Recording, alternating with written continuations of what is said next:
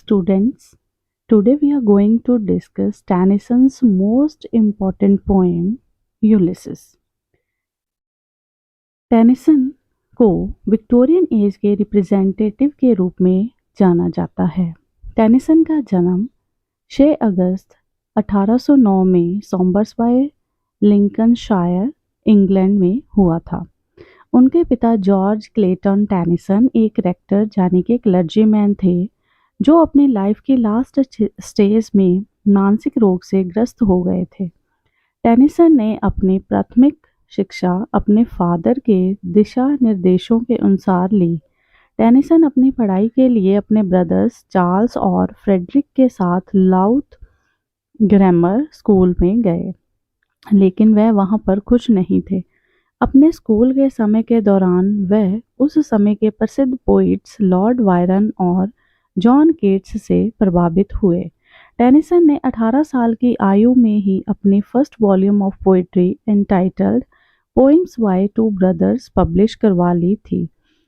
1829 में उनको अपनी पोइम टिम्बकटू के लिए चांसलर्स गोल्ड मेडल मिला। 1827 में पढ़ाई के लिए वह कैम्ब्रिज के ट्रिनिटी कॉलेज में गए। वहां उनकी मुलाकात अर्थर हैलम के साथ हुई और वह दोनों दोस्त बन गए। टेनिसन और हैलम को सीक्रेट सोसाइटी, जिसको कैम्ब्रिज एपोस्टल्स के नाम से जाना जाता है, की मेंबरशिप मिल गई थी। 1830 में टेनिसन की पोएम चीफली लिरिकल पब्लिश हुई। 1831 में टेनिसन को अपने पिता की डेथ की वजह से डिग्री लिए बिना ही यूनिवर्सिटी छोड़नी पड़ी। उसके बाद टेनिसन ने अपनी लाइफ सॉम्बर्सबाय में ही बितानी शुरू कर दी। इस समय के दौरान उसकी सिस्टर की एंगेजमेंट उसके फ्रेंड अर्थर हैलम से हो गई और उन्होंने फैमिली के साथ ही ये समय व्यतीत किया। 1832 में टेनिसन की पोइम्स लोटस ईटर और लेडी ऑफ शैलेट पब्लिश हुई। 1833 में अर्थर हैलम की अचानक मृत्यु हो गई। हैलम की मौत ने टेनिसन को बहुत प्रभावित किया और टेनिसन ने उसकी याद में इन मेमोरियम नाम की पोएम लिखी, जिसे इंग्लिश लिटरेचर की ग्रेटेस्ट एलिजिस में से एक माना जाता है। इसके अलावा टेनिसन ने Lady of Shalott, Ulysses, the Princess, the Lotus Eaters, Morte d'Arthur, Idylls of the King जैसी पोइम्स लिखी, जिससे वह एक महान कवि बन गए थे। टेनिसन ने मॉड नाम का एक मोनोड्रामा और इसके अलावा नैरेटिव पोइम और हिस्टोरिकल ड्रामास भी पोइट्रिक फॉर्म में लिखे। 1850 का साल टेनिसन के लिए अच्छा माना जाता है। इस साल में टेनिसन को विलियम वर्ड्सवर्थ के बाद नोबेल लॉरिएट सिलेक्ट किया गया। इसी साल ही टेनिसन की मैरिज एमिली सेलवुड के साथ हुई। इस साल के दौरान टेनिसन को 200 पाउंड पर ईयर पेंशन भी लगी, जिससे उसके आर्थिक संकट कम हो गए थे। 1892 में टेनिसन की मृत्यु हो गई थी।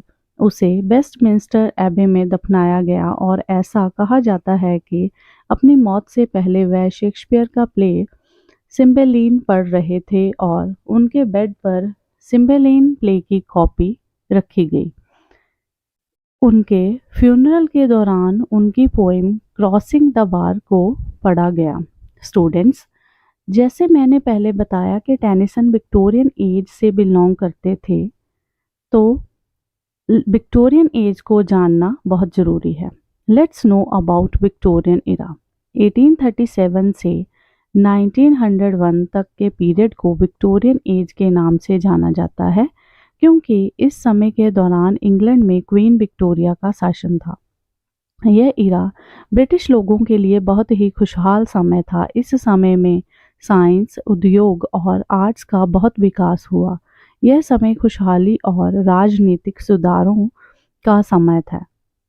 इस एरा में ग्रेट पोइट्स टेनिसन और ब्राउनिंग, ड्रामाटिस्ट जीबी शॉ और गैलेसवर्थी, नोवेलिस्ट चार्ल्स डिकेंस और थॉमस हार्डी, एसेइस्ट कार्ली और स्टीवनसन ने विश्व को अपनी महान साहित्यिक रचनाएं दी। इस एज को period of second English renaissance भी कहा जाता है। स्टूडेंट्स, अब हम बात करते हैं यूलिसिस पोएम की। द पोएम यूलिसिस 1833 में लिखी गई और 1842 में पब्लिश हुई। ये पोएम यूलिसिस के बारे में है। टेनिसन यूलिसिस को एक ऐसे कैरेक्टर के रूप में पेश करता है जिसकी स्पिरिट एडवेंचरस है, जो ज्ञान को प्राप्त करना चाहता है और जिसके पास एक स्ट्रॉन्ग डिटर्मिनेशन है। यूलिसिस ट्रोजन वॉर के बाद इथाका में अपनी डल लाइफ से तंग आ गया था। वह फिर से यात्रा करना चाहता है। स्टूडेंट्स, अगर पोएम के टाइटल की बात करें तो ये पोएम का टाइटल ही है जो हमें बताता है कि पोएम यूलिसिस के बारे में है। ट्रोजन वॉर ट्रॉय के प्रिंस और स्पार्टा के किंग के बीच हुई थी। ट्रोजन वॉर में यूलिसिस एक ग्रीक हीरो था। 12 साल भटकने के बाद वह अपने घर इथाका में पहुंचा है और वह फिर यात्रा पर जाना चाहता है। यूलिसिस नाम का कैरेक्टर होमर के ग्रीक एपिक ओडिसी और दांते के इटालियन एपिक द इन्फर्नो में भी आता है। टेनिसन ने ओडिसी और दांते के यूलिसिस को इस पोएम में अलग से पेश किया है। सर्च फॉर एडवेंचर इस पोएम का सेंट्रल थीम है, जो कि यूलिसिस की एडवेंचरस स्पिरिट को पेश करती है। Summary of the poem. ये पोएम यूलिसिस के बारे में है, जैसे कि ट्रोजन वॉर के बाद 12 साल बाद अपनी वाइफ और बेटे के पास इथाका में वापस आता है, लेकिन वह इथाका में अपनी डल लाइफ से तंग आ गया है। वह उन लोगों के ऊपर शासन नहीं करना चाहता है जिनका जिंदगी का मकसद खाना, पीना, सोना और जमा करना है। यूलिसिस उन लोगों पर रूल करने की बजाय अपनी यात्रा जारी रखना चाहता है। वह लाइफ को अंतिम बूंद तक पी जाना चाहता है। यूलिसिस ने एक नाम कमा लिया है। उसने कई जगह पर यात्रा की है। उसने अलग अलग लोगों, अलग अलग स्थानों की काउंसिल्स, गवर्नमेंट्स को जान लिया है। वह उन सब का एक हिस्सा बन गया है। यूलिसिस कहता है कि वह अपनी ज़िंदगी का हर पल ज्ञान की खोज और ज्ञान को प्राप्त करने में लगाना चाहता है। यूलिसिस काम करके चमकना चाहता है। वह रुकना नहीं चाहता। रुककर जंगाल लगने से बेहतर है कि वह काम करके चमके। यूलिसिस कहता है कि ज़िंदगी बहुत छोटी है और इस एक ज़िंदगी जैसी कई ज़िंदगियां भी उसे मिल जाए तब भी वह ज्ञान प्राप्त करने के लिए कम है। यूलिसिस आगे इस पोएम में अपने बेटे टेलीमैकस के बारे में बताता है। उसके यात्रा पर जाने के बाद यूलिसिस का बेटा टेलीमैकस राज संभालेगा। यूलिसिस बंदरगाह के बारे में सोचता है और अपने मैरिनर्स को चलने के लिए इशारा करता है। वह कहता है कि चाहे मैरिनर्स बूढ़े हो चुके हैं, फिर भी उनकी स्पिरिट यंग है। उनके अंदर स्ट्रगल की इच्छा है। उनके अंदर निरंतर चलते रहने की, कुछ खोजने की, परेशानियों के सामने ना झुकने की चाह है। Let's understand this poem stanza by stanza. Ulysses कहता है कि यह एक आदर्श राजा को शोभा नहीं देता कि वह घर पर फायर साइड के पास अपनी एज्ड वाइफ की कंपनी में बैठकर समय व्यतीत करे। इथाका की बंजर जमीन में उन लोगों के ऊपर राज करे जो अनसिविलाइज्ड हैं। यूलिसिस के लिए ये बेकार है। यूलिसिस इन लाइनों में उन लोगों की आलोचना कर रहा है जिनका मकसद ज़िंदगी में खाना पीना और सोना है और जो उसे जानते नहीं हैं उनके ऊपर शासन करना यूलिसिस के लिए अर्थहीन है। यूलिसिस को आराम पसंद नहीं है। वह कहता है कि वह यात्रा से रेस्ट नहीं कर सकता। उसके लिए आराम हराम है। वह कहता है कि वह लाइफ को आखिरी बूंद तक पीना चाहता है, मतलब वह अपनी आखिरी सांस तक कठिनाइयों को सहन करना चाहता है।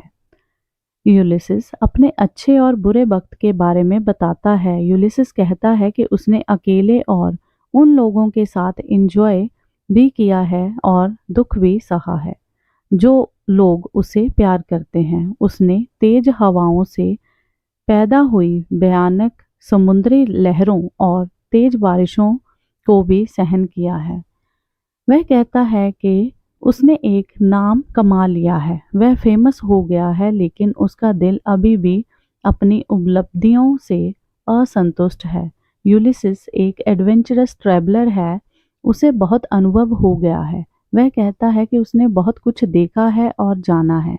उसने लोगों के अलग-अलग रिवाजों और अलग-अलग जलवायु वाले शहर देखे हैं, अलग-अलग काउंसिल्स और सरकारों के साथ काम किया है। वह सबका सम्मान करता है, लेकिन वह संतुष्ट नहीं है और वह एडवेंचर पर जाना चाहता है। यूलिसिस कहता है कि वह ट्रॉय में समुद्र यात्रा पर गया था। वह उस समय के बारे में बताता है जब उसने ट्रॉय वॉर में हिस्सा लिया था और उसे बहुत कुछ सीखने को मिला। वह बताता है कि ट्रॉय के क्षेत्र में शत्रुओं के साथ लड़ते-लड़ते उसने जीत की खुशी को अपने साथियों के साथ बांटा। यूलिसिस कहता है कि वह जिसे भी मिला सबका हिस्सा बन गया है। उसे एक अनुभव मिला है और ये अनुभव उसके लिए एक आर्क है। ये एक ऐसी दुनिया का दरवाज़ा है जहाँ वह पहुँचना चाहता है, जो हमेशा उससे दूर जाता हुआ प्रतीत होता है। यूलिसिस हमेशा चलते रहना चाहता है, वह रुकना नहीं चाहता। यूलिसिस के लिए आराम हराम है, इसीलिए वह कहता है कि जीवन में रुकना कितना बेकार है। उसके लिए लाइफ एक मेटल की तरह है, जिसे अगर यूज़ नहीं किया गया तो उसे जंग लग जाएगा। जंग लगी हुई अर्थात अनयूज्ड लाइफ यूलिसिस के लिए बेकार है। रुक कर जंग लगने की बजाय हमें लाइफ का पूर्ण इस्तेमाल करना चाहिए और इसकी चमक को बढ़ाना चाहिए। यूलिसिस आगे कहता है कि यह जिंदगी बहुत छोटी है और ज्ञान बहुत असीम है। ज्ञान प्राप्त करने के लिए एक के बाद एक जीवन भी काफ़ी नहीं है। उसके अंदर ज्ञान प्राप्त करने की प्यास है। वह चाहता है कि उस इटर्नल साइलेंस मतलब मौत आने से पहले जितना ज़्यादा हो सके ज्ञान प्राप्त कर ले। वह कहता है कि 3 सालों से एक निष्क्रिय जीवन व्यतीत करना उसके लिए बहुत ही शर्मनाक है। भले ही उसका शरीर बूढ़ा हो चुका है, लेकिन फिर भी उसके अंदर ज्ञान प्राप्त करने की बहुत तीव्र इच्छा है। वह उस ज्ञान तक पहुंचना चाहता है जहां मानवीय सोच भी नहीं पहुंची। यूलिसिस आगे अपने बेटे के बारे में बताता है। वह कहता है कि ये मेरा बेटा तेलीमैकस है। उसमें अपने पिता के बहुत से गुण हैं, लेकिन वह उसकी तरह ज्ञान का इच्छुक नहीं है, ना ही वह जोखिम उठाने को तैयार है। फिर भी यूलिसिस अपने बेटे की तारीफ करता है और कहता है कि उसमें योग्य शासक के गुण हैं। यूलिसिस कहता है कि तेलीमैकस एक योग्य शासक है। वह इथाका का राज उसे सौंपने के लिए तैयार है। वह उसे बहुत प्यारा है और उसकी आंखों का तारा है। उसमें सही निर्णय लेने की क्षमता है। वह ठीक गलत की पहचान कर सकता है। उसमें यह गुण है कि वह अपने जंगली, अनपढ़ और असभ्य लोगों को अच्छे इंसान बना सके, उन्हें जिंदगी का असली मकसद समझा सके, वह उन्हें अच्छे नागरिक बना सकता है। यूलिसिस अपने बेटे को निर्दोष बताता है। वह कहता है कि उसके बेटे में कोई दोष नहीं है। वह हर क्षेत्र में हर प्रकार के काम करने के लिए तैयार है। वह इतना नेक है कि वह किसी काम में फेल नहीं हो सकता। वह सबका सम्मान करता है और इथाका के देवी देवताओं का सम्मान करेगा। यूलिसिस को यकीन है कि जब वह यात्रा पर जाएगा तो उसका बेटा अपने काम अच्छे से करेगा। यूलिसिस अपनी बंदरगाह के बारे में सोचता है। उसे बंदरगाह पर जहाज़ों के बादमा हवा से झूलते हुए दिखाई देते हैं। यूलिसिस अपने साथी मैरिनर्स को यात्रा के लिए तैयार रहने को कहता है। वह वो जहाजी हैं जिन्होंने यूलिसिस के साथ कष्ट सहन किए हैं और उन्होंने यूलिसिस के साथ मिलकर काम किया है। उन्होंने यूलिसिस की तरह ही सोचा है और सुख दुख को खुशी से सहन किया है। धूप और छाँव को उन्होंने सामान्य रूप से सहन किया है।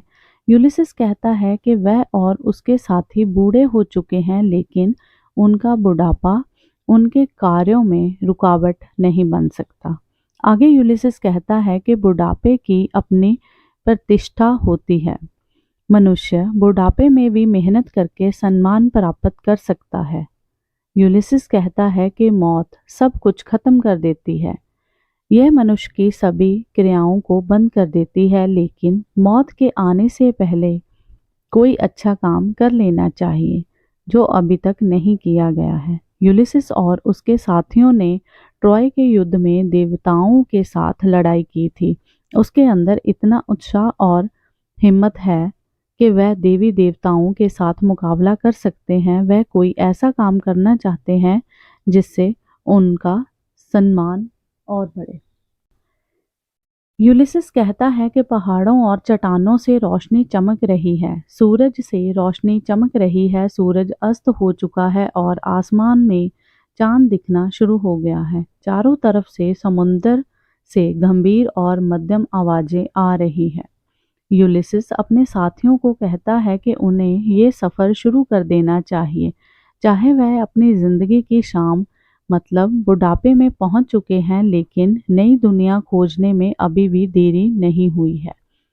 अपने मैरिनर्स को यूलिसिस कहता है कि अपनी पोजीशन ले लें और नाव को आगे बढ़ाएं, क्योंकि उसने यह निर्णय कर लिया है कि वह अब उस जगह से भी आगे जाएंगे जहां सूरज अस्त होता है, जहां तारे समुद्र में डूब जाते हैं। क्योंकि ग्रीक लोगों का विश्वास है कि सूरज और तारे अस्त होने के बाद समुद्र में चले जाते हैं, इसीलिए यूलिसिस चाहता है कि वह अपने सफ़र को अंत तक यानी कि मौत तक जारी रखे। यूलिसिस कहता है कि ये भी हो सकता है कि समुद्र की बड़ी बड़ी लहरों में वह डूब जाएं, और यह भी हो सकता है कि वह हैप्पी आइल्स तक पहुंच जाए। ग्रीक लोग मानते हैं कि मरने के बाद नेक आत्माओं वाले लोग हैप्पी आइल्स में चले जाते हैं। वह कहता है कि अगर वह हैप्पी आइल्स पहुंच गए तो वह महान एक्कीलीज से मिल सकते हैं, जो कि एक ग्रेट वॉरियर है और जिसने ट्रॉय के युद्ध में हेक्टर को मार दिया था। यूलिसिस कहता है कि अब वह बूढ़ा हो चुका है और बुढ़ापे ने उसकी ताकत और योग्यता को कम कर दिया है, लेकिन बहुत कुछ अभी भी बाकी है। यूलिसिस कहता है कि कोई समय था जब वह धरती और आकाश को भी हिला सकते थे, लेकिन अब उसके शरीर में इतनी ताकत तो नहीं है, लेकिन अब उनके पास उनका बुढ़ापा और अनुभव ही है। लेकिन उनके अंदर एक स्ट्रॉन्ग विल पावर और डिटर्मिनेशन है। उनके बूढ़े शरीरों के अंदर योद्धाओं के दिल धड़क रहे हैं।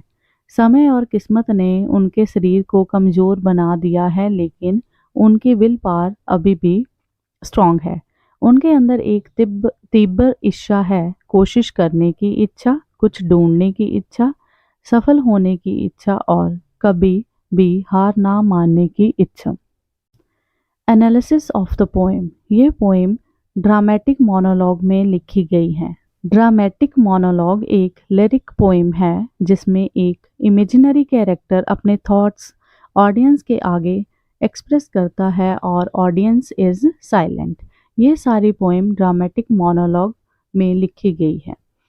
टेनिसन ने इस पोएम में आयाम्बिक पेंटामीटर का यूज़ किया है, जिसमें सिलेबल्स का फर्स्ट पार्ट अनस्ट्रेस्ड सिलेबल के साथ शुरू होता है और that is followed by a stressed syllable. इस पोएम में पोइट ने जक्स्टापोजिशन नाम की डिवाइस को यूज़ किया है, जिसमें उसने यूलिसिस और उसके बेटे टेलीमैकस के कैरेक्टर के बीच कंट्रास्ट दिखाया है। यहाँ पर यूलिसिस के अंदर कुछ पाने और प्राप्त करने का पैशन है और दूसरी ओर टेलीमैकस है जो अपने रिलीजन और देवी देवताओं का सम्मान करता है। यह पोएम टेनिसन ने अपने खुद के अनुभवों से प्रेरित होकर लिखी थी। उसके फ्रेंड अर्थर हैलम की मृत्यु ने टेनिसन को बहुत प्रभावित किया। टेनिसन इस पोएम में भी मौत का जिक्र करता है कि डेथ सभी दरवाजे बंद कर देती है। टेनिसन ने इस पोएम में सिंबलिज्म और इमेजरी का भी यूज़ किया है। इस पोएम में सी फ्रीडम का सिंबल है जो कि स्थिरता के विपरीत है। पोइट ने इस पोएम में मेटाफर का यूज़ किया है। इस पोएम में इथाका की प्रजा का कंपैरिजन असभ्य लोगों के साथ किया है। लाइफ का कंपेयर ड्रिंकिंग बॉटल के साथ किया है। जब पोइट कहता है कि he is roaming with the hungry heart, तो वह अपना कंपैरिजन एक लायन के साथ कर रहा है। इसी तरह से लाइफ का कंपैरिजन उसने एक मेटल के साथ किया है कि अगर लाइफ का यूज़ ना किया जाए तो वह एक जंग लगी हुई मेटल के समान है। इस पोएम में पोइट ने एन्जैपमेंट नाम की लिटरेरी डिवाइस का यूज़ किया है। पोइट द्वारा यूज़ किया गया सेमीकोलन और कॉलन रीडर्स के लिए एक चैलेंज है। पोइट ने इस पोएम में लाइन के सेंटर में कॉमा और पंक्चुएशन मार्क का यूज़ किया है, यानी कि सिज़रा नाम की डिवाइस का यूज़ किया है। इसके अलावा पोइट ने इस पोएम में एलिट्रेशन यानी कि repetition of similar speech sound, assonance, repetition of similar vowels और एल्यूशन डिवाइस का भी यूज़ किया है। That's all about the poem. Students, I hope you have understood the poem and its themes. Kindly subscribe my channel, Rehan's Academy, like the video and press the bell button to get all the notifications. Thank you.